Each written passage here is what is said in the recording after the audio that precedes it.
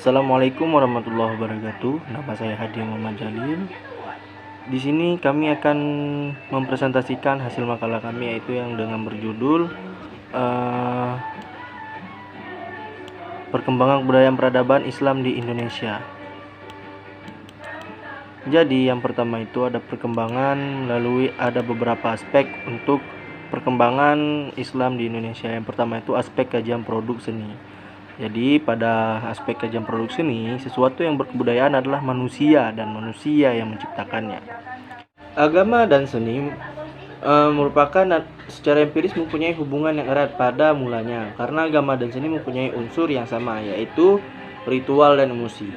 Ritual merupakan transformasi simbolis dan ungkapan perasaan dari pengalaman manusia, dan hasil akhir dari artikulasi yang demikian itu merupakan emosi yang spontan dan kompleks.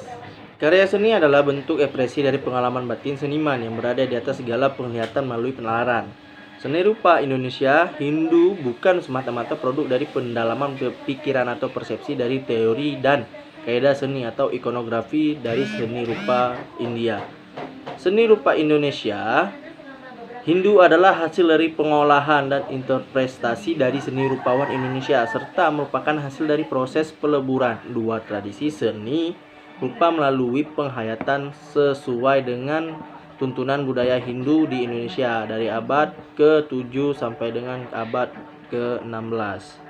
Candi adalah peninggalan dari bangunan Indonesia Hindu yang tidak hanya mencerminkan nilai-nilai keindahan yang dicapai oleh para ahli bangunan Indonesia, tetapi juga keluasan wawasan seni yang didukung oleh peleburan dua unsur budaya yang berbeda tradisinya. Para ahli bangunan dibantu oleh para pemahat andalan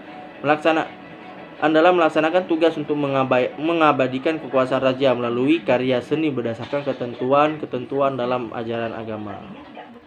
Selanjutnya kedua ada aspek kajian sastra, moral, pendidikan, dan agama. Yang pertama kajian sastra. Karya sastra merupakan peran yang sangat penting dalam sejarah Islam.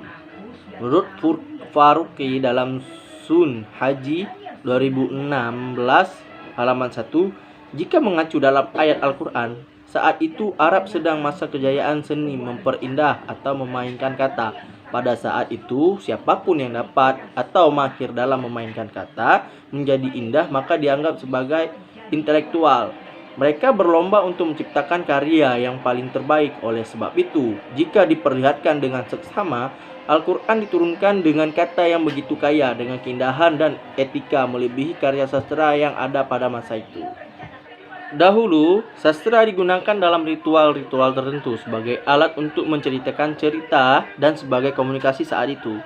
Pusat Bahasa menjelaskan pada 2003 pada halaman 159, sastra adalah karya tulis yang jika dibandingkan dengan karya tulisan lain memiliki ciri keunggulan seperti keorsinilan, keartistikan, serta keindahan dalam isi ungkapan. Jika dilihat definisi dari Kamus Besar Bahasa Indonesia yang kelima KBBI 5, bahwa sastra adalah bahasa kata-kata, gaya bahasa yang dipakai dalam kitab-kitab atau kisah. Sastra dapat berarti sebuah karya berupa tulisan indah yang mencari alat komunikasi penyampaian kisah dan nilai-nilai.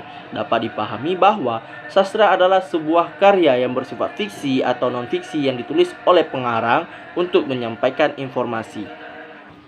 Yang kedua, kajian moral. Secara historis, istilah yang lebih umum dipakai dalam nilai adalah etika atau moral. Secara fisiologi, dikenakan dengan istilah aksios, nilai, dan logos, teori atau aksiologi, yaitu the theory of value atau teori nilai tentang baik atau buruk atau dalam kurung good and bad, benar dan salah, right and wrong, serta tentang cara dan tujuan means and ends. Aksiologi mencoba merumuskan suatu teori yang konsisten untuk perilaku etis, yaitu sesuatu yang memungkinkan seseorang berbicara dengan moralitas melalui kata-kata atau konsep-konsep seharusnya atau sepatutnya. Maka aksiologi merupakan analisis tentang kepercayaan, keputusan, dan konsep-konsep moral dalam rangka menciptakan atau menemukan sesuatu teori nilai. Oleh karena itu, etika, moral, dan akhlak selalu dikaitkan dengan nilai jika dihubungkan dengan istilah pendidikan karakter. Maka ada beberapa ciri dasar nilai dan pendidikan karakter, antara lain yang pertama, setiap tindakan diukur berdasarkan hierarki nilai sehingga nilai menjadi pedoman normatif setiap tindakan. Yang kedua, koheresi keberanian memperteguh prinsip. Yang ketiga, adanya otonomi internalisasi aturan kepada nilai-nilai pribadi individu. Yang keempat, membangun keteguhan kesetiaan terhadap komitmen yang dipilih. Yang ketiga, kajian pendidikan. Pendidikan sebagai satu bagian dari pembangunan sosial merupakan faktor yang mutlak perlu untuk pembangunan ekonomi, sosial, dan politik, dan sebagainya. Bahkan Ki Hajar Dewantara dalam bukunya Ki Hajar Dewantara pada 1962 halaman 165 mengatakan, pendidikan adalah usaha pembangunan. Sotjamoko dalam basis 1985 halaman 321 mengatakan bahwa pembangunan adalah proses belajar atau bentuk pelajaran yang merupakan jantung pembangunan adalah proses belajar sosial. Dengan perkembangan pemikiran pembaruan dalam Islam di awal abad ke-20, persoalan manajemen, administrasi, dan organisasi pendidikan mulai mendapat perhatian beberapa kalangan atau organisasi.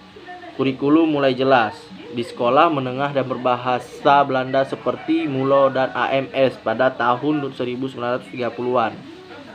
Diajarkan juga pelajaran agama. Selanjutnya, kajian agama. Banyak pandangan yang menyatakan agama merupakan bagian dari kebudayaan, tetapi tak sedikit pula yang menyatakan kebudayaan merupakan hasil dari agama. Hal ini seringkali membingungkan ketika kita harus meletakkan agama Islam dalam konteks kehidupan kita sehari-hari. Misalnya mengartikan kebudayaan sebagai keseluruhan gagasan dan karya manusia yang harus dibiasakan dengan belajar beserta keseluruhan dari hasil budi dan karya. Ia juga menyatakan bahwa terdapat unsur-unsur universal yang terdapat dalam semua kebudayaan, yaitu salah satunya adalah sistem religi. Pandangan di atas menyatakan bahwa agama merupakan bagian dari kebudayaan. Selanjutnya, Islam adalah sebuah agama hukum atau religion of law. Hukum agama diturunkan oleh Allah Subhanahu wa taala melalui wahyu disampaikan kepada Nabi Muhammad SAW untuk dilaksanakan oleh kaum muslimin tanpa kecuali dan tanpa dikurangi sedikit pun. Dengan demikian, watak dasar Islam adalah pandangan yang serba normatif dan orientasinya yang serba legal. Islam haruslah diterima secara utuh, dalam arti seluruh hukum-hukumnya dilaksanakan dalam kehidupan masyarakat pada semua tingkatan. Jadi, agama Islam mempunyai dua aspek, yakni dari agama dan segi kebudayaan. Dengan demikian, agama Islam dan ada kebudayaan Islam. Dalam pandangan ilmiah antara keduanya dapat dibedakan, tetapi dalam pandangan Islam sendiri tak mungkin dipisahkan. Assalamualaikum warahmatullahi wabarakatuh. Nama saya Munarya Khairi. Di sini saya akan menjelaskan sedikit bagaimana perkembangan kemajuan peradaban Islam di Indonesia. Jadi, pertamanya faktor yang menyebabkan Islam berkembang pesat ada tiga. Yang pertama itu ada istana, pesantren, dan pasar. Dan yang pertama itu istana. Istana ini sebagai pusat kekuasaan berperan di bidang politik dan penataan kehidupan sosial. Di sini dengan didukung oleh ulama juga dan terlibat langsung dalam biografi pemerintahan hukum Islam dan dirumuskan dan diterapkan. Jadi yang kedua itu ada pesantren. Pesantren ini adalah berperan di bidang pendidikan dan merupakan pusat kebudayaan kedua setelah istana. Di sini jajaran pengajian agama di lingkungan masyarakat luas di kota ataupun di pedesaan, begitu pula tema-tema pengajian. Di sini pula kitab-kitab keagamaan ditulis dan disalin untuk disebarkan.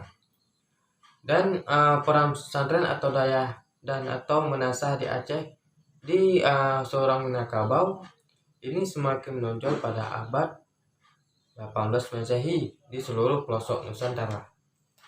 Yang ketiga itu ada pasar. Pasar ini merupakan berperan di bidang ekonomi dan perdagangan. Jadi pasar ini adalah merupakan daerah pemukiman para saudagar, kaum terpelajar dan kelas menengah lain, dan termasuk para perajin yang berhadapan langsung dengan situasi kultural yang sedang berkembang. Di sini orang berbagai etnik dan ras yang berbeda-beda bertemu dan berinteraksi serta bertukar pikiran tentang masalah perdagangan, politik, sosial, dan keagamaan. Dan di sini pula dalam berinteraksi pula ini adalah dan di sini pula ada perkembangan bahasa Melayu dan mengalami dinamika yang menentukan bagi luasnya penyebaran ke berbagai wilayah Nusantara lain. Jadi dapat disimpulkan bahwa faktor perkembangan kemajuan peradaban Islam di Indonesia itu ada 3. Yang pertama ada istana, yang kedua pesantren, dan yang ketiga itu adalah pasar. Istana ini adalah sebagai pusat kekuasaan berperan di bidang politik dan penataan kehidupan sosial. Yang kedua itu pesantren. Pesantren ini adalah di bidang pendidikan dan merupakan pusat kebudayaan kedua setelah istana. Yang ketiga itu adalah pasar. Pasar ini adalah berperan di bidang ekonomi dan perdagangan. Sekian dari presentasi saya. Kalau ada salah saya mohon maaf. Akhirul salam. Assalamualaikum warahmatullahi wabarakatuh.